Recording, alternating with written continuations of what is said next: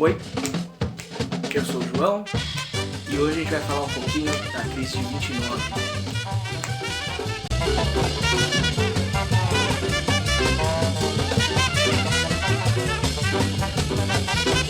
Eu já vou pedir para você, antes da gente começar, para você se inscrever aí embaixo, deixar o seu joinha, deixar o seu comentário, para a gente poder conseguir crescer e atingir maior quantidade de pessoas aí nessa quarentena.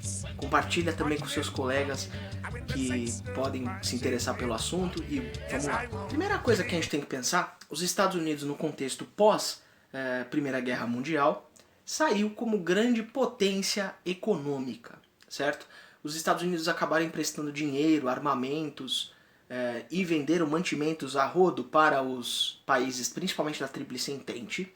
Então os Estados Unidos conseguiram um desenvolvimento muito grande. E também, principalmente, porque ele foi um dos países que não foi afetado pelo combate, né? Então o seu solo estava intocado e a sua produção permanecia bombando. Como consequência desse processo, os Estados Unidos, após a guerra, começam a emprestar dinheiro para a reconstrução dos países europeus e, ao mesmo tempo, com a perda dos mercados europeus, porque eles acabavam se mobilizando para a Primeira Guerra Mundial, esse pessoal acabava recebendo e comprando produtos agrícolas e industriais americanos. Então os Estados Unidos tinham uma produção muito grande. Até 1929 os Estados Unidos detinham 1/3 da produção industrial mundial e até 1929 os Estados Unidos mantinham 42% de toda a produção mundial. Os Estados Unidos, a partir ali do final da Segunda Guerra, vai se tornar uma potência econômica, financeira e industrial. Com isso, o modo que as pessoas viam aquele momento era um momento de progresso, de desenvolvimento, de vitória e de evolução, né? E que não haveriam mais confrontos e conflitos, porque a Primeira Guerra Mundial para eles era a grande guerra, a guerra que acabaria com todas as outras guerras. E a partir disso, então, os anos 20 vão ser chamados de os loucos anos 20. Com esse processo, eles vão acabar, então, acreditando ter essa euforia de progresso e de produção infinita e que todos os problemas deles estavam resolvidos.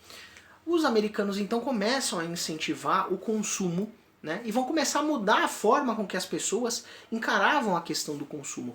Então criou-se o termo American Way of Life, né, para dizer você tem que buscar equipamentos mais tecnológicos, da última geração, para você ter conforto. Consumir é você ser um americano. Foi passado tanto pela própria produção, como também pelo cinema e as produções artísticas, e a própria questão da moda também. A moda também foi afetada no pós-Primeira Guerra Mundial.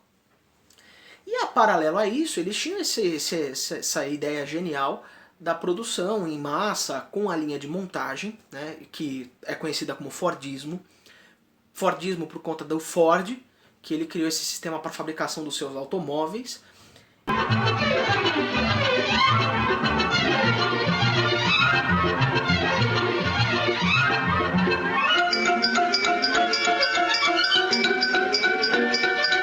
Outros industriais aplicavam esse mesmo princípio da linha de montagem para fazer os seus produtos.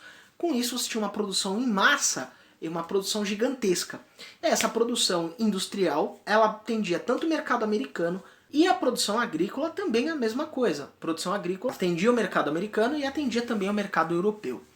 E esse cenário de progresso, de euforia, de que vai estar tudo certo, bora pro próximo ano, eles não percebem que a Europa começou a se reconstruir e que os produtos desses europeus, dos países europeus que se compravam só dos americanos, começou a se reestruturar e que os produtos daqueles países começaram a competir com os produtos americanos. Como consequência desse processo, a exportação desses produtos começou a cair um pouco, mas eles continuaram, é temporário, vamos continuar produzindo, a gente deixa estocado aqui, vamos lá, segue o baile. E a partir desse processo, os Estados Unidos também começaram a proibir a entrada dos produtos que vinham desses outros países para ele, e em represália, os outros países também começaram a impedir a entrada dos produtos americanos. Então o que acontece? A partir na década de 20 também, os Estados Unidos estavam passando por um processo que eles tinham alguns mandatos do Partido Republicano. E o último deles, que vai pegar esse processo, que vai avançar e manter a política tanto de isolamento, né? Então os Estados Unidos como sendo a única potência mundial, e vai manter também a ideia do liberalismo. Deixa tudo correr solto, o governo não precisa intervir em nada, o mercado se regula sozinho. E o último deles, que vai ser o Herbert Hoover, em 1928, que já pegou um pouco desse cenário de transição. Só que, de novo, eles acreditavam nessa euforia, nesse progresso, que era uma questão temporária ou que era uma questão mínima que não impactaria a economia americana. Então, como consequência, ele manteve esse cenário de tá tudo certo, vamos continuar, e os estoques aumentando.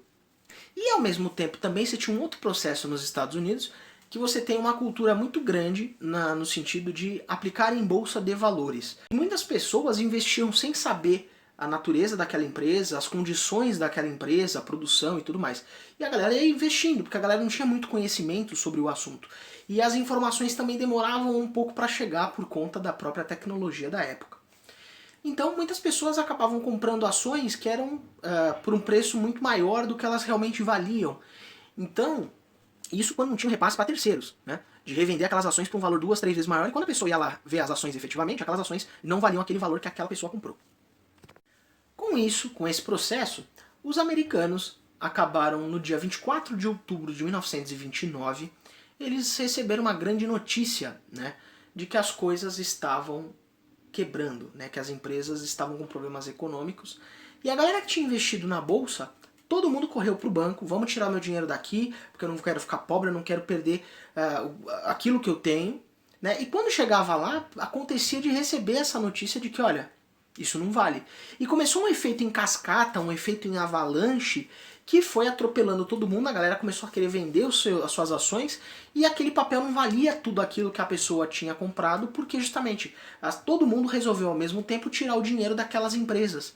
E as empresas começaram a quebrar naquele mesmo dia, tanto que o apelido desse dia é a Quinta-feira Negra, que foi quando essas empresas todas começaram a quebrar, todas começaram a cair, e a galera entrou em pânico. E a produção americana começou a cair, naquele mesmo ano a produção já caiu, e começou o processo da Grande Depressão, né, que vai ser o processo aí dos anos seguintes, que é a derrocada e depois a sua ascensão de volta. E ninguém sabia o que fazer, né? Ninguém conseguiu perceber essa situação. Bancos menores faliram, as pessoas, os agricultores que tinham dívidas com os bancos perderam as suas propriedades porque eles tinham estoque daqueles alimentos para venda, mas eles não tinham quem comprasse aqueles alimentos. Aquele otimismo que eles tinham morreu.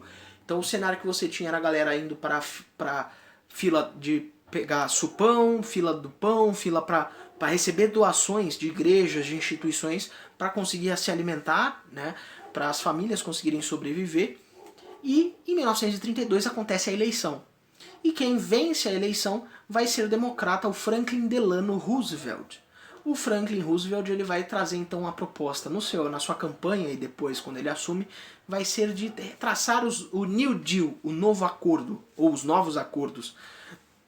E o Franklin Roosevelt ele vai entrar pesado nessa questão de regulamentar a questão econômica e que o Estado teria que fiscalizar essa situação.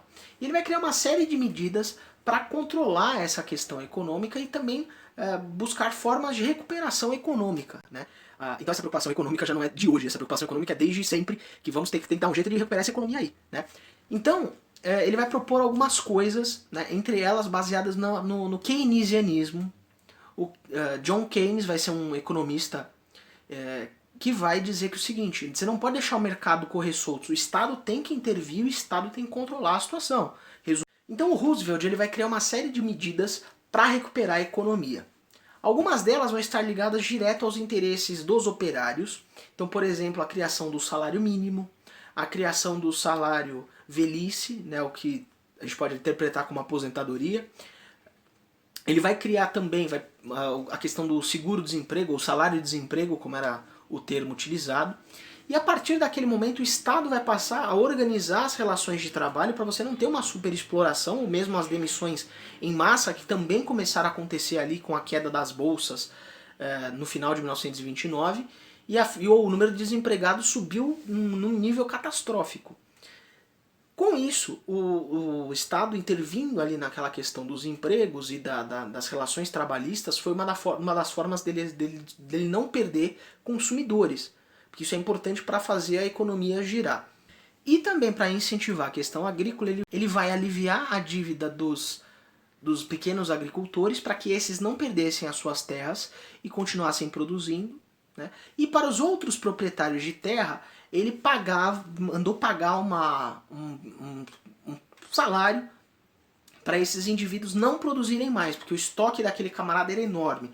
Então a superprodução era um problema, a superprodução é uma das causas da crise de 29. Vai limitar a produção industrial também por conta dos estoques, e também ele vai ser o grande idealizador de obras públicas, de grandes obras públicas, para justamente contratar aquela massa de desempregados que estavam à solta nos Estados Unidos para eles produzirem e manter a economia girando. Com isso, ali por volta de 34, 35, a economia americana voltou a subir, né? E ela só vai voltar a atingir o seu patamar durante a Segunda Guerra Mundial e após a Segunda Guerra Mundial. Lembre-se sempre, dúvidas e desafios, chama a Clio.